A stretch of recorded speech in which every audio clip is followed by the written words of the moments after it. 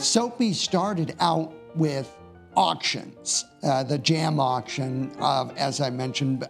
He also started out with the prize package rackets. Now that moved into the prize package soap cell racket, which made him very famous. In fact, it gave him his alias. And that was a game that he would wrap fives to all the way up to a $100 bill around a bar of soap and then sell those bars for $1. He would always end up with a few packages left over, and nobody had won that $100 bill yet. So he would auction off the remaining bars for anywhere up to $30 to $40, which was an enormous amount in 1898. He last known to operate this prize package soap cell racket in Juneau in 1896. And he was arrested. He was fined $25, and he wrote and sent the newspaper article to his wife. Other games that he enjoyed, and his men also played, was the 3-shell and pea game and 3-card monte. And both of these are downright swindles. There is no way to win these games. Soapy would have men in the audience for these games, and they would pretend to win. Woo, I won $10, woo, $20.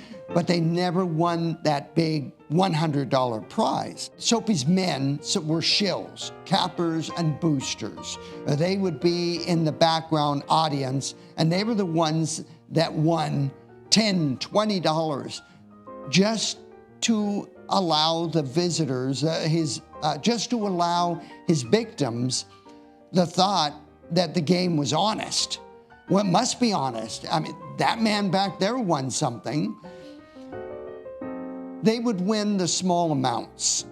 The big prizes were held back so that auctioning off of soap bars or the shell game, someone would jump up and want to play very desperately because they just knew they were going to win. That's called the sure thing. And that was always set up. For a shell game, for instance, they might see that pea just poke out from the shell.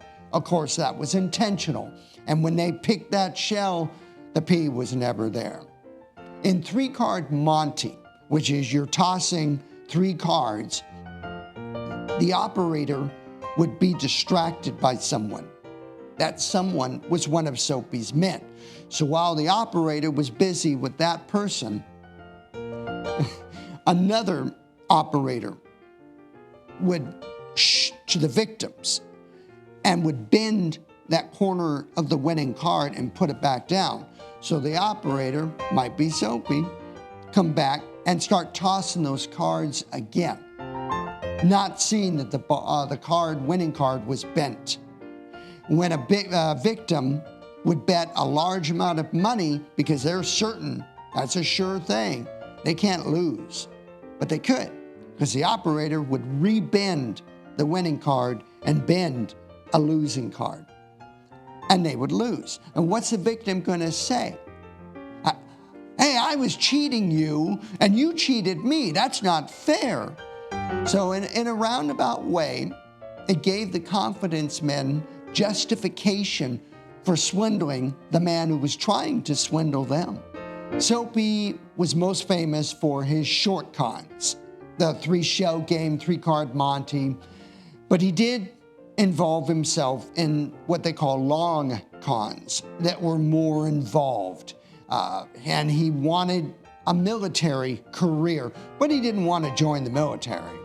So what he did was, for instance, in 1895, he went down to Mexico. He met with the president of Mexico. And what was going on was Mexico was involved in a revolution at the time, and they were winning. And so the president of Mexico was looking for help. Soapy posed as an American colonel under the table. It was not meant to be an official government project. He didn't want the president contacting the real army. So he went down with men and made a deal with the president that he would formulate, I guess, a Mexican version of the French Foreign Legion. And he came back, he was fronted some money and actually started recruiting members from Denver to fight in this war for Mexico's peace. The president found out who Soapy was, and he wrote him a letter and said, "Don't ever come back to Mexico again, or you will be jailed or worse."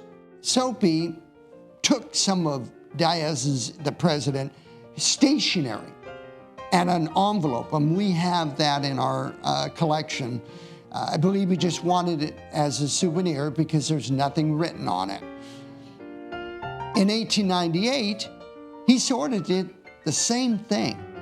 At the beginning of the Spanish-American War, President McKinley was, he had declared war on Spain after the sinking of the battleship Maine.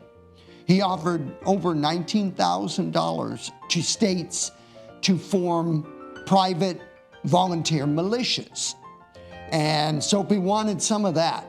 And he loved that military title, and $19,000 wasn't too bad either. So that's when he created the Skagway Military Company, and he had himself elected captain and drilled his army around Skagway. It helped boosted his popularity with the Skagway merchants and residents. And that was the beginning of the formation of the 4th of July parade, in fact. In June of 1898 in Skagway, a committee was formed for the 4th of July parade. They wanted the biggest parade in Alaska history. So the committee formed 3 divisions for the 4th of July parade, but they did not invite Jefferson Randolph Smith, captain, and that hurt his feelings. He did approach the committee, so they gave him an honorary position, 4th Division, at the end of the parade. Now that did not do his ego any good. He was captain of the Skagway Military Company, probably in his mind the most patriotic man in Skagway, but he didn't complain this time. He waited.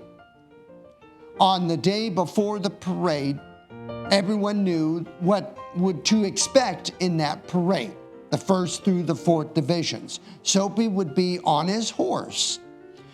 Behind him would be a wagon with a cage with a Fitzhugh-Lee, a captured bald eagle that was given to Soapy in the Skagway Military Company. Behind Fitzhugh-Lee would be the Skagway Military Company in their new uniforms and new rifles. In the only photograph of Soapy in that parade, there's no Fitzhugh-Lee behind him and no Skagway Military Company.